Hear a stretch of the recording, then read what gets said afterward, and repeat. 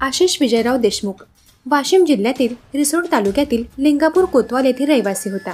आनंदाचा दिवस अचानक दुःखात बदलला। 6 जुलै रोजी त्याच्या सोयरीचा दिवस ठरलेला होता। आशिष यांना पसंतीची मुलगी लाभली होती।